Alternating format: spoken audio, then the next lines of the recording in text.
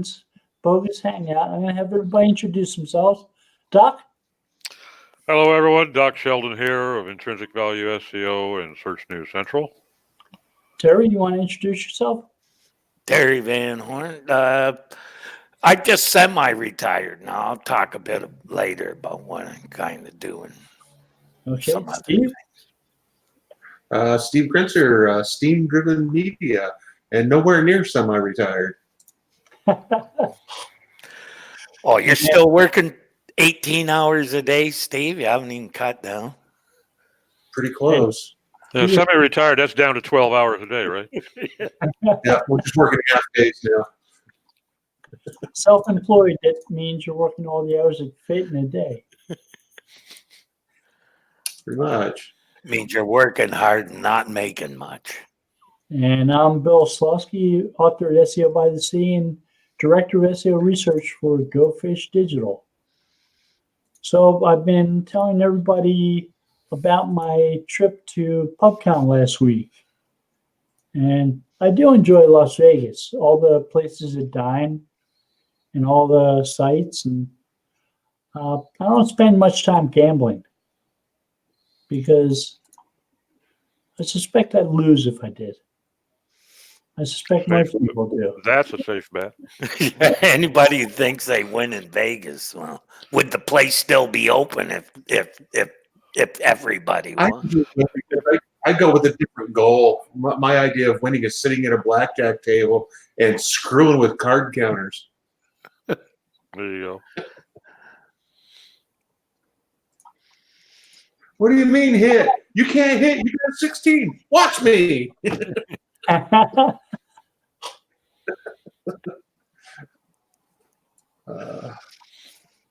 It's fun stuff. So what did you learn there? What did I learn there? Yeah. It was interesting hearing some of the stuff people were putting out. Like one of the best statements I think I heard was from Roger Monti, who said that if you want to get some idea of how Google's ranking certain queries, do the search. Look at the search results. Look at which pages are already ranking well. And that's what they consider important. Good luck with that. That's pretty good. I've been doing that for 25 years. Well, yeah, but when you get up to 1 trillion pages in the index, it starts to get a little bit hard to... No, I think he was talking about individuals. I sure. was talking about exploring those SERP spaces. Yeah. Yeah, I've been doing that too. But yeah, that's nothing new. It's just... It's good hearing somebody say that. Oh, it's new because no one was teaching it when me and Dave were. We called it SERP out. Yeah, if it's a highly competitive niche, then it's going to be a little tougher to get a good feel.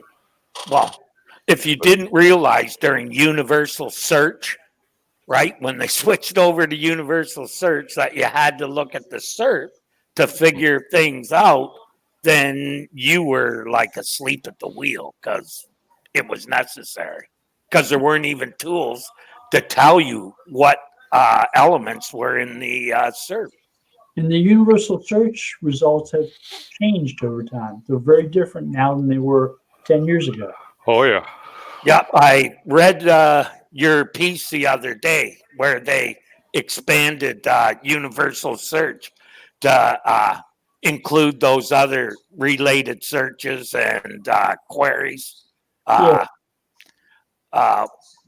related entities, that sort of stuff. Right. The original first version of the patent said will include news, images, videos, and local. And in the second version, they got rid of that. They didn't tell you what additional types of search results they were going to show. Didn't they include shopping as well in the first one?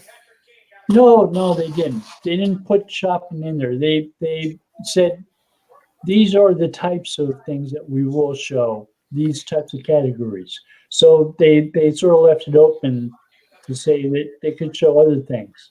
Yeah, when I said shopping, I mean actual Google shopping results. Well, that was 2007, and it was written in 2003, so it was maybe a little bit before Google Shopping.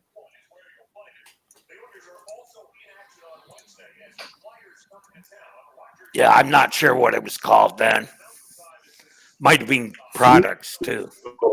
Frugal? Remember, Frugal's been around Well, for a that's been a lot while. longer than Universal Search, or even it was around just after 2003 in that area, right, Steve? somewhere around there. I know it was a lot better than what Google Shopping eventually became. Well, Google Shopping's about selling AdWords. So Universal Search pretty much was born in about 2003. Larry asked people, let's see something new in search results. And Marissa Mayer put together a bunch of search results that included other things like local and news. And then Yeah, 2003 they started with the videos, and then later on they started adding in more of it. But at first it was just pretty well videos and maybe once in a while news, right? well, she did a set of experimental search results to show the other people at Google before it was released in the public. It was like, this is what we could show people. So they wrote up a patent, and they took a couple years and figured out what they wanted to include and how to work them, and released the patent and introduced universal search. Yeah. Before they came out with that, we were seeing other things showing up in search results as they were experimenting with it. And people at conferences would refer to it as vertical creep into organic search. Yeah, So, Google trying to show their own listings in their search results. yeah. But as Danny Sullivan would say back then, Google was introducing what were invisible tabs, because the tabs that were above the search box of Google, people weren't clicking on. They had like news and local. The vertical search tabs, you mean on? Yeah, okay. So people weren't clicking on those. Well, because most of them probably don't even see it. They scroll down, like most people don't realize that as soon as a page loads, people scroll down. So anything a lot of the stuff at the top of the page does not get seen. So they've added new labels with icons above the search box these days. And the very first one isn't just web, it's all. So it's a mix of everything, right? Yeah. I do know that shopping was part of universal search, or like products from Frugal or whatever they were calling it at the time. When Dave and I were working for Search Metrics, that was definitely part of it, because we were looking at some disputed data coming out of their programs. And shopping was where the dispute was, and it was Google was doing what when they released that, it did something to the results that they were getting before. And they were putting Google-based results in too. Yeah, is that what it was called at the time, I believe? Like the name changes every 2 years. Who can really follow, what they're calling these things? Yeah. Unless you're really using them, you lose track. I'm not exactly sure of what the timeline was when they moved from Frugal to Google Base. Google Base used to have a way of subscribing to feeds from specific sites too. And Right. you used to be able to do that, and you would see results from those specific sites in your search results too. And that lasted maybe a year.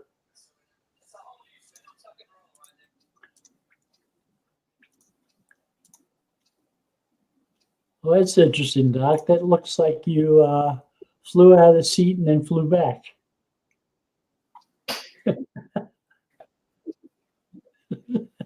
You're muted. Yeah, I had to close my door because somebody was screaming on the stairs. No. I got you get one of those red lights to put on the outside of the door, like a dark room, the recording studio, on air. On air. Like a podcaster's booth. Yeah, just shut the fuck up. STF, you. I may or may not have pretended like I was recording a podcast when I see my wife poke her head in my office. I Just may to or make may her not have walk done away that with- myself. I just put my headset on and swing the mic down as a matter of course anymore. Keeps that honeydew list at bay. The things we do, Why not? subtle training. Right. Have all got it right. They have a personal base camp channel with a task list. That could be frightening. Yep. Yeah. So what else did you learn there, Bill? Or laugh at? Yeah, let's go with the stuff you laughed at. That's usually more fun. I usually don't laugh at too much. Oh, okay. Cried at then. Wondered how did he come up with that? I didn't really think you could get your ears that far into your asshole.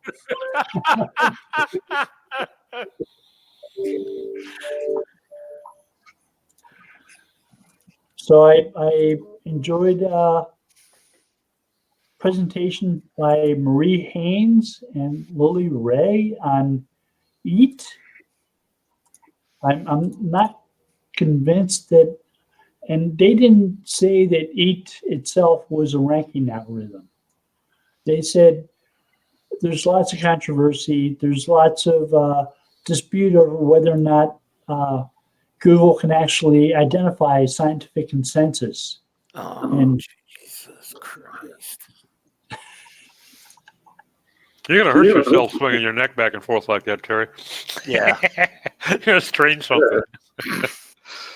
Okay, I'm only going by the Systrix licks that I looked at, which I would say when it was about a year ago that the update occurred. That's when this stuff started. And when I looked at that list, I looked at a lot of sites that have been hit with penalties. And I definitely come to this conclusion that it had something to do with EAT. Simply because of the sites that were hit, almost always it had something to do with how much Google trusted them.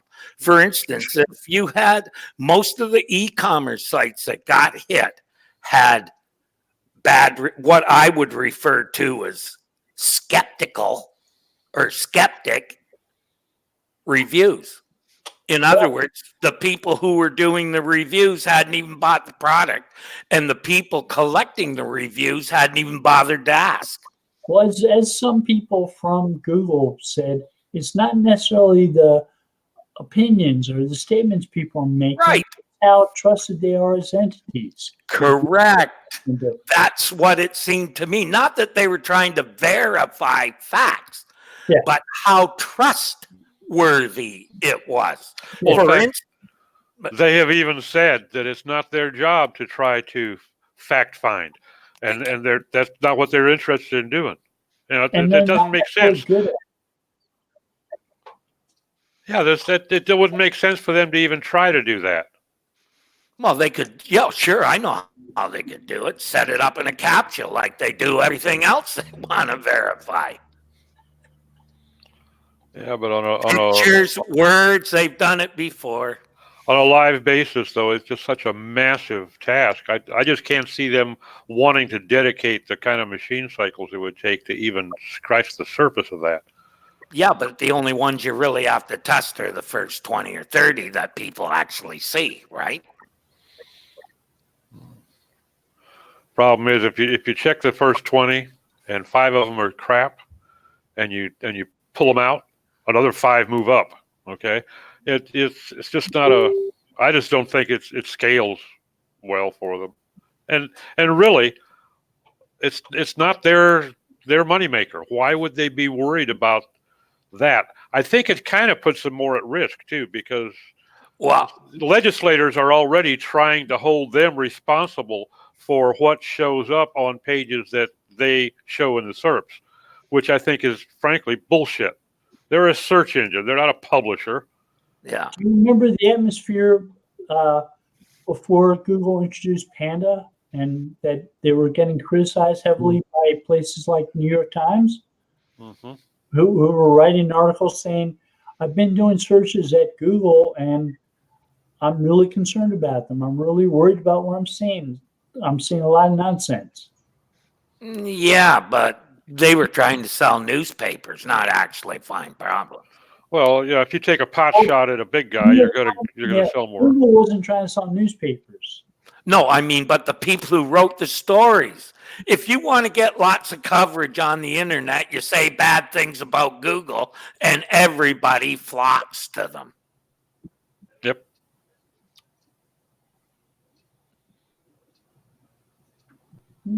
Bill doesn't agree with that. I'm not sure I agree with that. Yeah, that's okay. Yeah. That's why we have these talks. Good point. But, I just, I just wonder about that stuff. That's all. Mm-hmm. What do you think, Sarah? I missed the beginning of this conversation, so get me focused. Can a search engine rank sites based on how well they're able to achieve scientific consensus when they're talking about medical issues, for instance? Uh, That's a lot at once. yeah,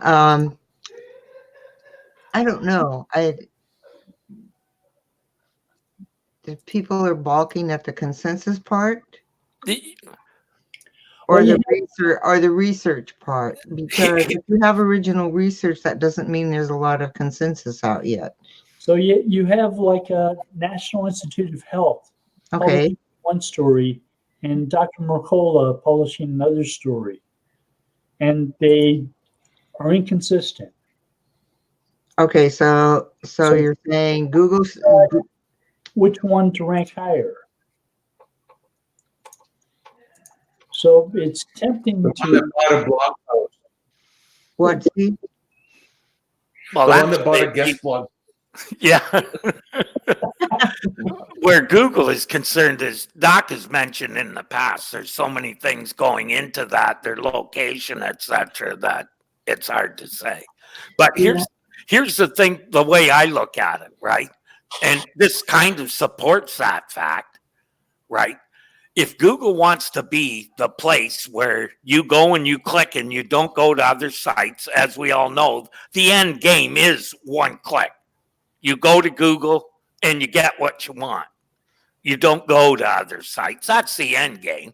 If you look at it that way, they should be trying to verify facts. Because if you start giving out bad facts and you're not encouraging people to go to other websites, what do people conclude about your answer machine? No good, they go elsewhere. That's just saying. Well, I think that's a valid point, but boy, if I was Sergey, I would certainly be shy as hell about ever letting my company get into the position of trying to corroborate the data on some arbitrary page. I mean, I don't care if it comes from my blog or from the New York Times. That's just not within their reasonable task list. That's not what they're there for. They're a search engine. They are a search engine, and one of the things that's happening now is that search results are showing up correlated to your previous searches. Oh, they've been doing that for a long Been time. doing that for a long time. Years, yeah.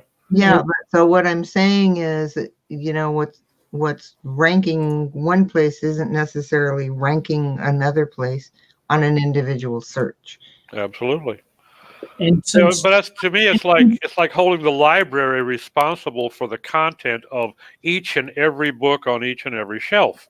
since That's not their job. 2012 They're there to catalog the books. No, I disagree. It is their job. They Yes. said they were switching over to the knowledge graph in 2012. They were no longer a search Right. engine. They were a knowledge engine. They changed the name of the search department to the knowledge department. They're trying to provide answers. They insisting on showing what they're referring to as featured snippets at the top of search results before the web pages you might look through to make a decision of your own. But even if they check facts and the facts are correct, that doesn't mean that people are going to agree with that. Doesn't matter what people agree with or not. Well, if they As don't far agree as with far Google, as then they go knowledge elsewhere, is don't they? concerned. If they don't agree with the answer, then they go elsewhere. Right? If you're not getting the answers that you require or think you need, then you're going to go elsewhere. Just like Google only is in the place where they are, and they understand this really well because they're the best search engine. They didn't get there any other way. If they weren't the best search engine, they wouldn't be as popular as they are. Well, and the other thing is, you know, everybody needs to remember, I know everybody here does, but the fact that they don't really care nearly as much about the quality of the results until it affects their ability to sell ads. Because they can sell ads because they're the best search engine. If they stop being the best search engine, they won't be able to sell as many ads. That's, you know, so it's a ways toward, a means towards the end. They It's sell not their more primary. ads off of Google than they sell on Google. Well, but Think about the ad still- network. They sell a lot more. but why do they sell them? Because Google has a tremendous user base. A lot of No, users. because they're the only paid engine that you can put Well, on your site. They have a monopoly. Well, they're close to it. Yeah, I'll grant. But Close, yeah. Mhm. They change around a lot of business models. I mean, when's the last time you called somebody and you looked their phone number up in the yellow pages? I don't even own a set of. I don't even own a phone They book. don't even hand out telephone books No, anymore. they don't. So when's the last time you bought a newspaper? And I say the word paper,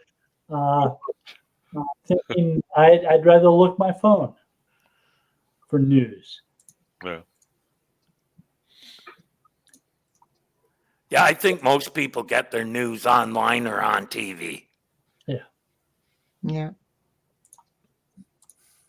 So what was since I missed the beginning, why were we asking this question? What was the point of this? I was asked if I learned anything new at PubCon. Oh, okay. Oh, I see. Okay. We're talking Felt about like you were the one dispensing information, Bill. well, it talked into a discussion about how possibly valid that approach is with the EAT algorithm. If it's something that, I mean, the only EAT score I'm familiar with are Michelin stars. Okay. Right. Right on. But you have to, like, why people would think that Google is verifying facts. I agree. That's like way too much work. They only have to find 10 sites or 20 or 30 sites that they trust and put them at the front, and they're good to go. When they take responsibility for answering questions, they've taken upon themselves to verify those answers. I don't necessarily agree with that. I'm not sure I agree with that. I think it's If they leave the responsibility to these are the best sites we've found to potentially answer that question, that's a stage that they reached when they're starting to show answers saying, this is your This answer. is the answer. Yeah, This that's is the answer, they right? have to be right then. They're putting that on themselves. Well, okay, like in your example of the knowledge graph, I can kind of grant your point there. But then you look at the other extreme. The people also ask. Some of the questions and some of the information provided as answers in those fact sheets and wherever they've pulled the data are somebody needs to be out getting pistol whipped for the quality of some of those answers. It's just unbelievable the crap that they put. And a lot of times the answers that they're providing don't even tangentially relate to the question. Yeah. So So when they ask how many legs does a chicken have, and the answer is 4, Yeah. and the prose that they include in that answer is like total gibberish. It's like it's not even the quality of Dr. Seuss. yeah.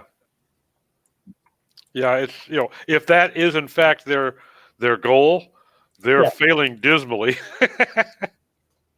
There was a SEO contest, I was 6 months, a year ago, Yeah. and the site that wound up winning it, the only content on the pages was lorem ipsum, It was more than lorem ipsum.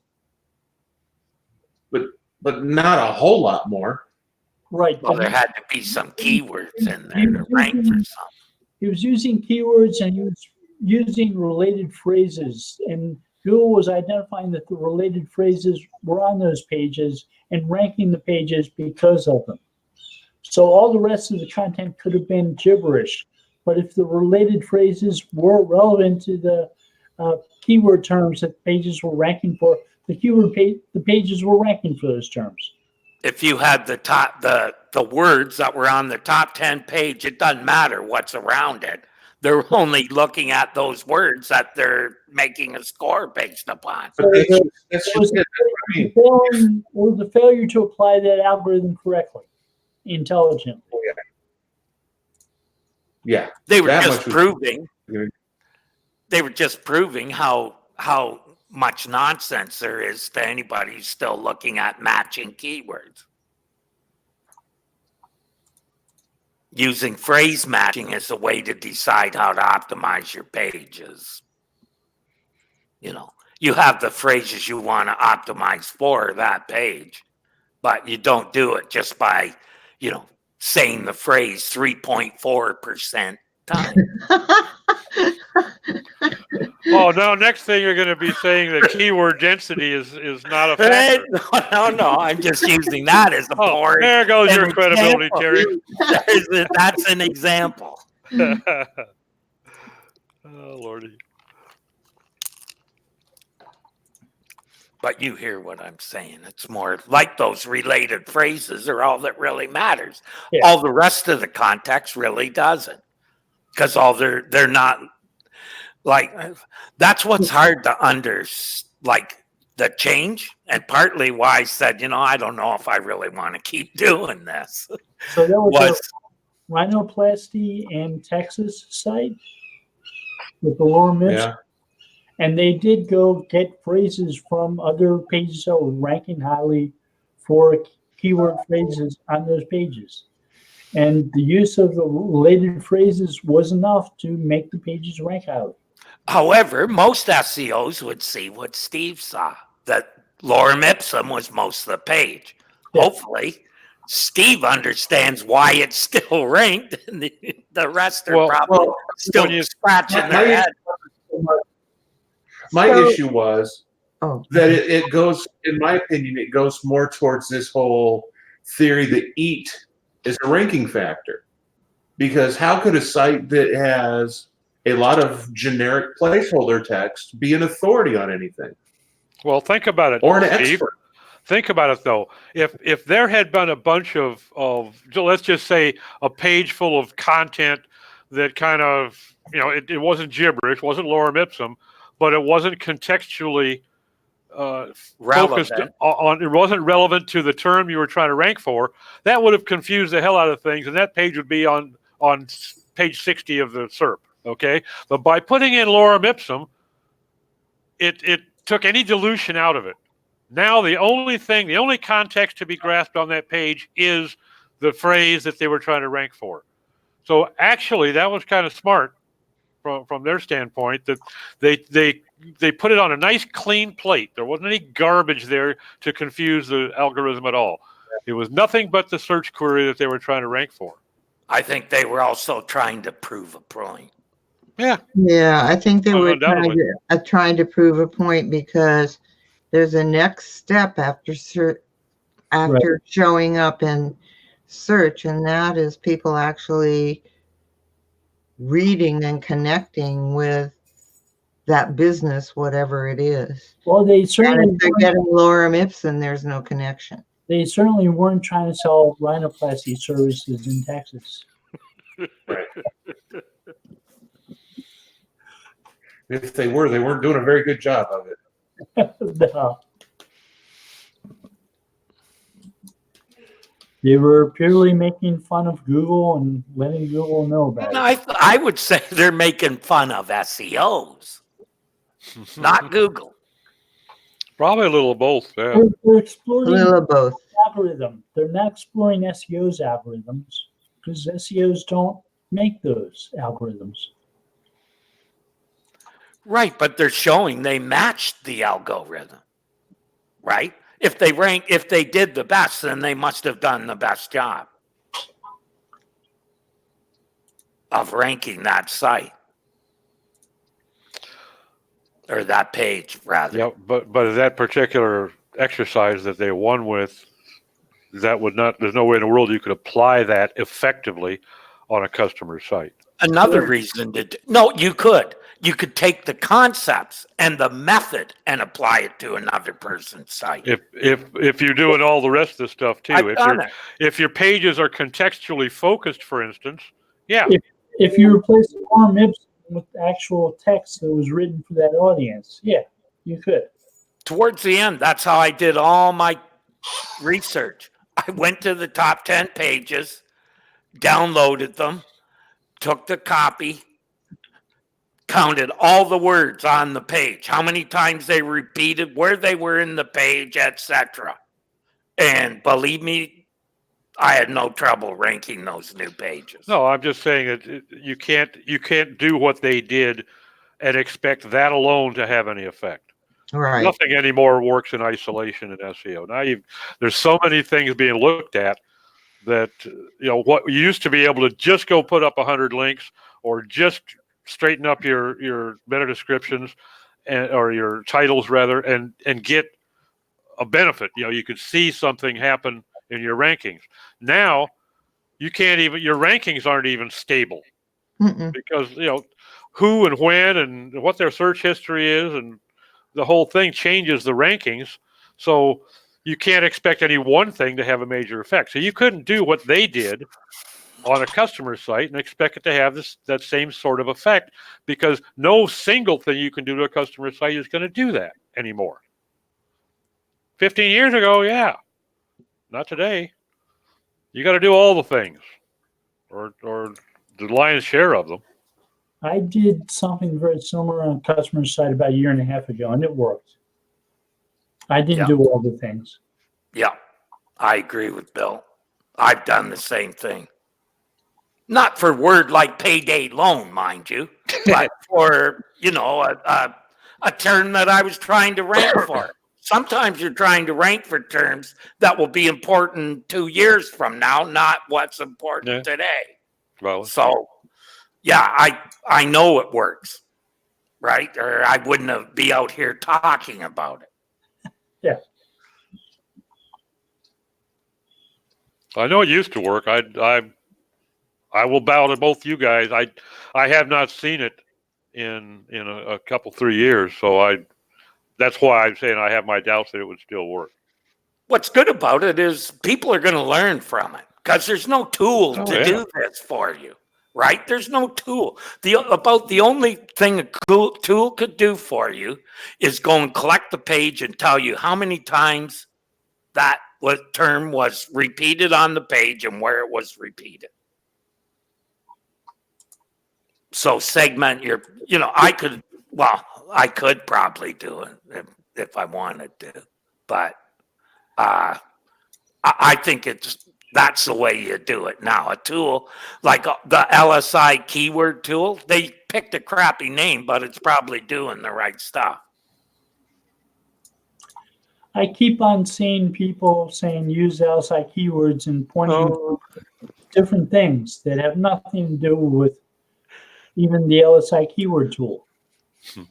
It's like the Watson Natural Language Processing API has nothing to do with the original LSI keyword tool or the LSI concept at all, which Yeah, let's just move on. you say Google query refinements are LSI keywords. No, they're not. Oh, wow. Yeah, okay. Yeah. Are words that are bolded in search results because they're words that have the same meaning as query terms. If you put those words on your page, it's not going to do anything. If you're just keyword spamming. Well, unfortunately, people do love buzzwords like LSI, and there's more than enough people out there willing to try to peddle their garbage based on that.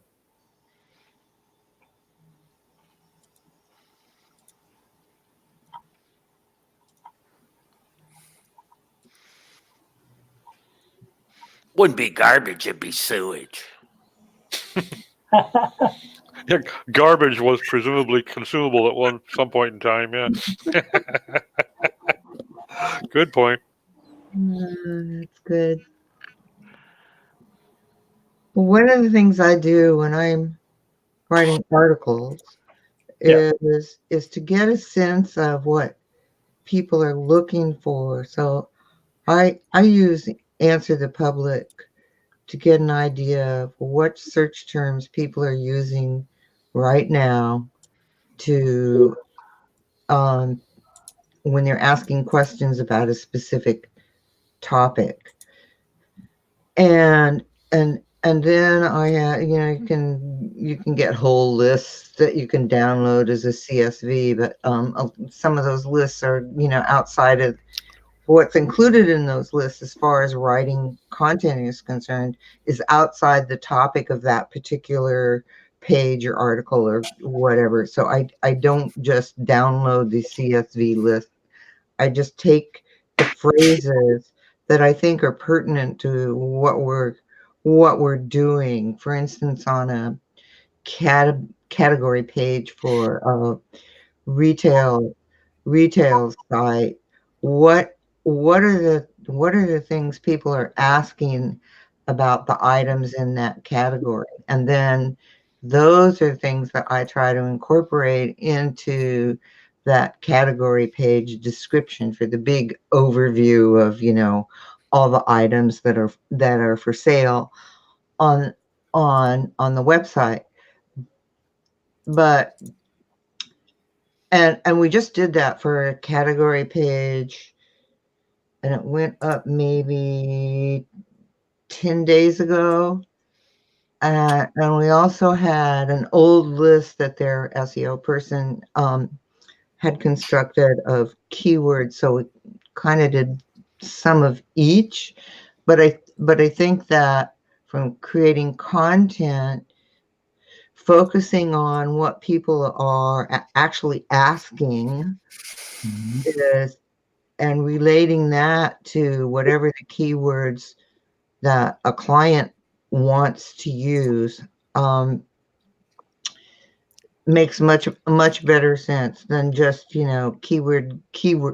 I call it keywording, and because I get requests for that. Here are the 10 keywords we want you to use, and it'll be something like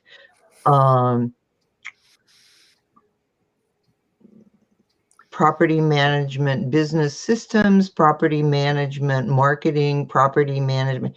If I did all that in an 800-word article, it would feel like keyword stuffing. So the search engines like Google are using their query logs. Yes. What people are actually asking. And when you have the people also ask questions, yeah, or the query log questions people are asking about topics that are related to topics that you may be searching for. Mm-hmm. Want to put those in a query graph, a question graph, to show related questions, because that's one way of keeping people on Google's search results pages. Mm-hmm. You know, have them see questions that look like the ones that they're asking about, and have them read one after the other after another. So yeah, it's a terrific place to mine those questions from, especially if they are very reflective of your audience's questions. Mm-hmm. Yes, because I mean the whole purpose of a business website, or specifically some kind of retail business website, is to get people to become familiar with your products and to buy them, you know. And So you want to solve pain points. You want to answer questions. You want to address things people are curious about when it comes to your business, and identifying the right questions to ask is a good way to start doing that. yes, it is, and it's a good way to focus, especially not so much on the product descriptions, but on a category. You know, when you're doing a category description and you're doing that, that is a really good place to look at the questions that people are asking and to incorporate those into the category descriptions, because what they do is they get the people to the category because it's answering some of those questions. And then one of the things that I do is within that category description, I'll have links to specific subcategories, so that, you know, to help you on your search and get going. You know, here are the X models, and here are the Y models, and here are the W models. So the category page has the questions answered, you know, the questions that people are actually asking. And then within that are the related keywords of, say, a specific item. And to have those specific items also on the category page, so it's like a twofold answer. So a lot of questions have been answered before they go and they say, yes, I want the XYZ model because it does whatever, you know. Yeah, if people have questions about fishing for flounder, and you describe what the best fishing poles are to use, the best bait, so on like that, and you're giving them those answers, you're possibly leading to sales of fishing poles or visits to places. Mm-hmm. Mm-hmm. You know, depending on what the purpose behind your site is. Mm-hmm. Answer those questions that seem like they might be relevant. Yeah, I think it's a really strategic way of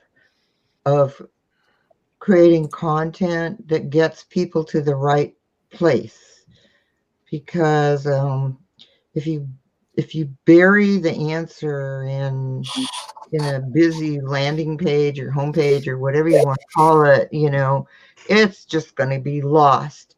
But the more specific you can be, and this has to do with what website design, I think they correlate that if the website immediately tells somebody who gets to the home page, if you're looking for the XYZs, go here, rather than saying we have ABCs and XYZs and blah blah blah, and our clients love us and blah blah blah blah blah, and so what, you know. But if you say, if you're looking for this, right there in the top of the navigation, here are the XYZs, go to the XYZs, then you spare them all that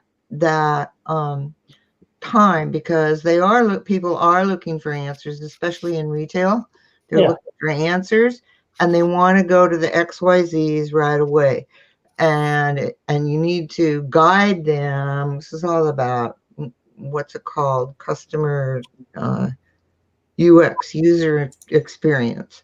So So I had a client call with a company that had a shopping comparison website, and they had 7 million products for sale. And on the front page of their shopping comparison site, they showed some sample products. One of the sample products was a container of horse liniment, okay, all right. which seemed like a really odd choice. If you've got 7 million products to show people, why show horse liniment? Now, do they rotate those samples, or is that kind of, until somebody changes it, that's what shows up? They were trying to identify whether or not I was a good fit for doing SEO for them, and they asked me to grade their SEO efforts on the website. I see. I raised the point about horse liniment not being one of my first choices to show potential clients, and that I would, on a scale of 1 to 5, I would give them maybe a 2. They didn't like that answer. No, it's really hard. But Deliver that kind of information. It's really hard. People don't want to hear those I things. wasn't satisfied with the website at that point. They did need an SEO. They needed somebody with some business acumen. Unfortunately, not a lot of those. Yeah, business acumen is it's really hard to find, and it's also very challenging. And it's just what Bill said in his experience is that people don't want to hear that what they've done, which they think is brilliant for whatever reason they think it's brilliant, is not effective. Yes, sometimes you just got to put it in a way they understand. Bill's pretty blunt. I'm pretty blunt too, so I am usually pretty blunt, but with a customer, I went along somewhere along the lines by starting and saying, "Is that your most important product? Because that's your most important page."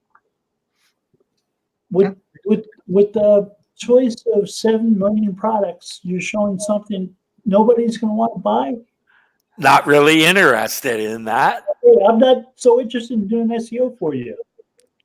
Yeah. If somebody at your place thought that was a good idea, I am going to butt heads with that person. Right. Sometimes, that's someone else's idea.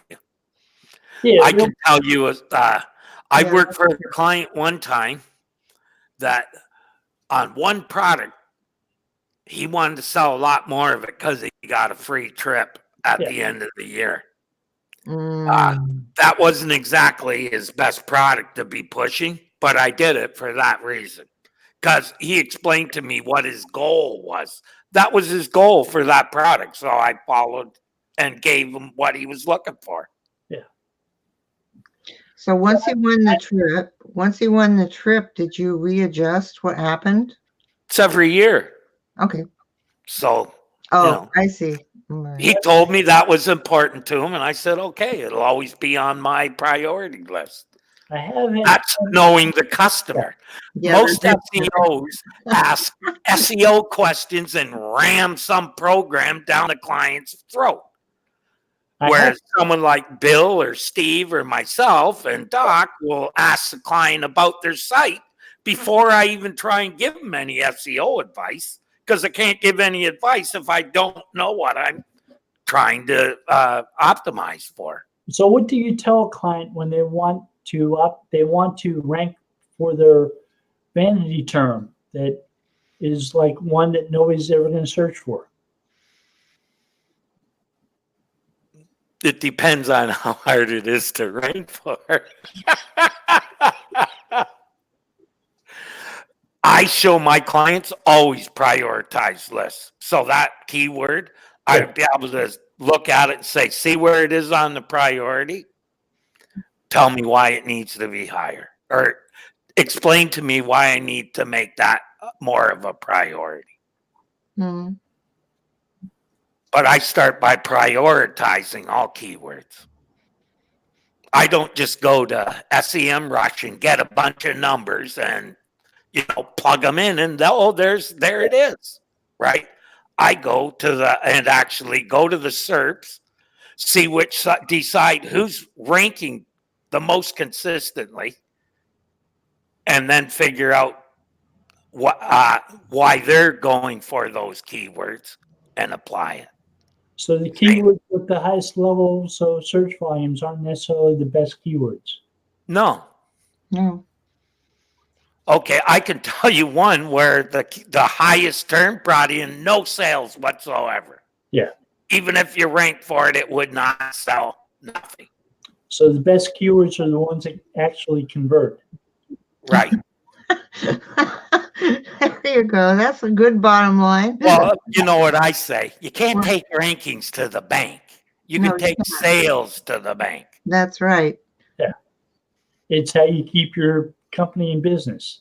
For sure. You live to rank another day. Google's never bought anything from me. Never.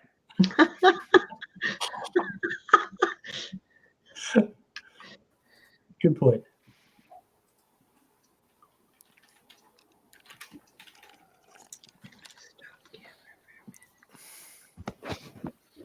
And so I've got to give a presentation on keywords in Italy 3 weeks from now. Mhm. Break all the myths. Tell them everything you're doing is probably wrong. That's always a good way to get their attention, anyways. I'm going to try to give them some new ideas of things that they may not have been doing. Probably most of this conversation would be new to a lot of them. Because they're still reading blog posts from 2003. So one thing they might not be doing is image searches on Google to look at the categories that things rank for, because Google's using ontologies. They're breaking things in search results down into different categories that show off important aspects of the keywords that you may use. I search for Carlsbad, California. I'm given information about lots of the things to do in town, lots of the places to go, lots of the things that the town's known for. And it's a categorized list that if I was trying to create a website for Carlsbad, I would look at. I'd pay attention to. And I would try to build off of. So it's a good source of keywords because it's broken the entities related to town and into ideas about town into a hierarchical list of information that people might find useful. And that I'm not going to get that from the Google Keyword Planner. No. All it does is really tell. It used to be good because it told you what to rank, it told you what to, what you needed to rank. Now it doesn't. All it tells you is one word when you need, many more words. It's not pattern matching now, it's entity matching and relationships between entities. And they're showing you the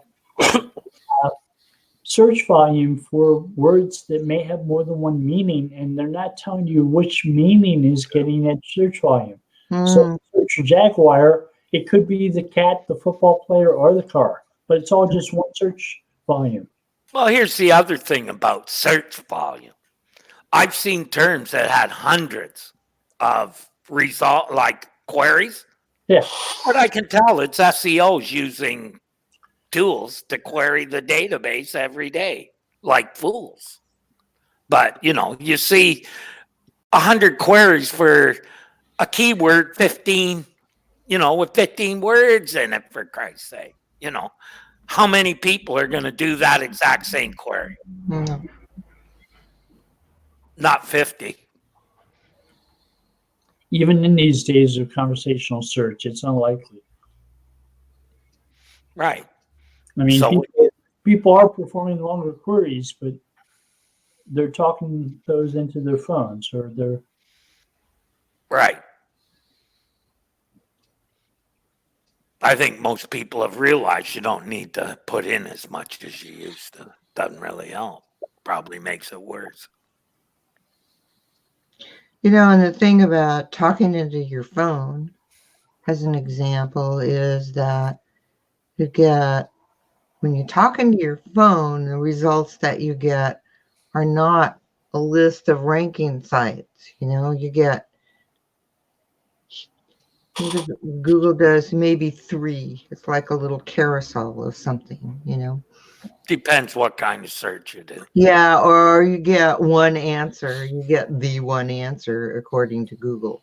Well, So it's very different than being online and typing in search stuff. I'm just like, it's transforming how people, not just the words that they use and that there are longer phrases that they use, but actually the way that the search engines return information according to those spoken words. People searching from a phone are sitting Yeah, in the well, that's doctor's what I- office or looking for an address. People do not surf on their phone unless they're bored and waiting or need some information very fast. well, Or there- they don't have any other way to get on the internet, which would be the case in a lot of third world countries. That's correct. But I don't think people use a phone the way they use their No, they don't. desktop. they're also using natural language. And Google's trying to move towards natural language with Hummingbird and with RankBrain. So the approach that they used to use was a lot like Groucho Marx's magic words on his old black and white TV show. Say the magic word, win a prize. It's like, say the magic keyword, get the information you want. Guess it, because you don't know what the magic word is. But Please. My mother told me it was please. when you, My mom told me the same thing.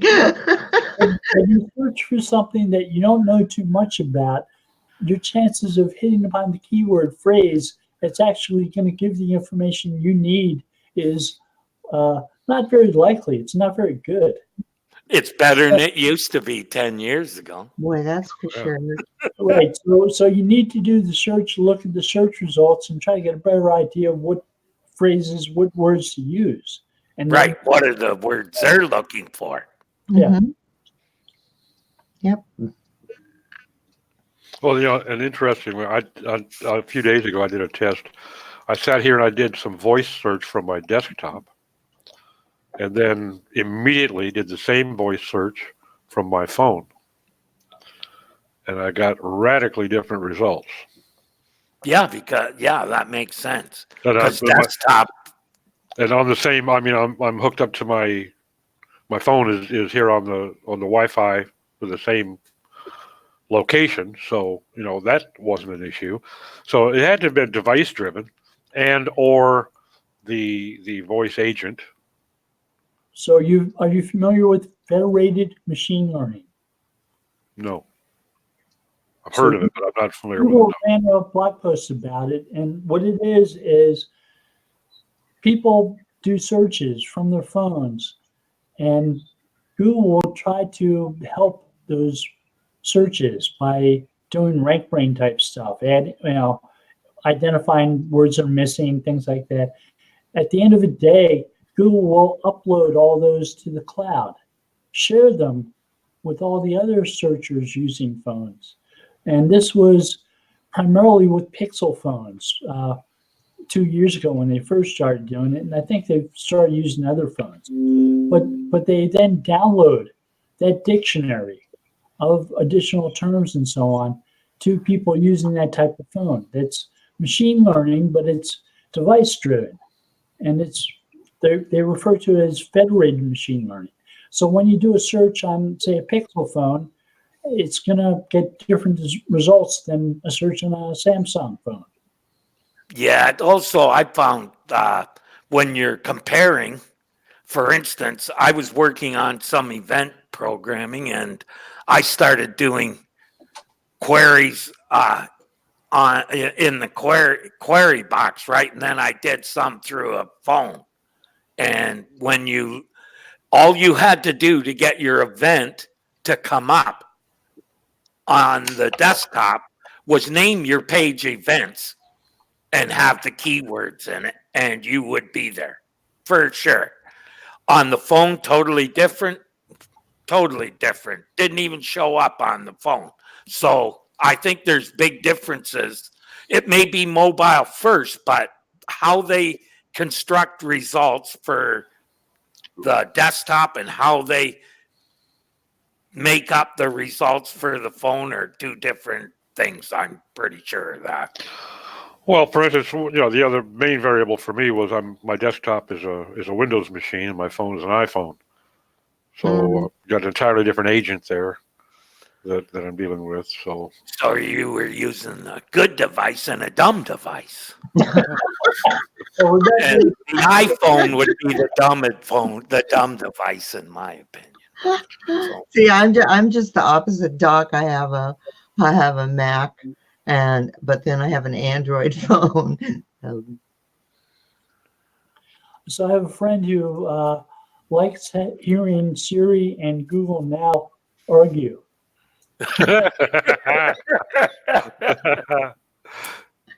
And they will. And Alexa will join in too. Guys, I have to go. Somebody's at my door. It's always a pleasure being here. And Good to see you, Sarah. Ciao. Thank you, Sarah. Bye-bye. I need to Bye. call too. We're at the top of the hour. Bye. Bye now. Well, thank you all. Thank everyone for joining us. And Everybody have a great one. quick broadcast. Yeah, have a good week. later.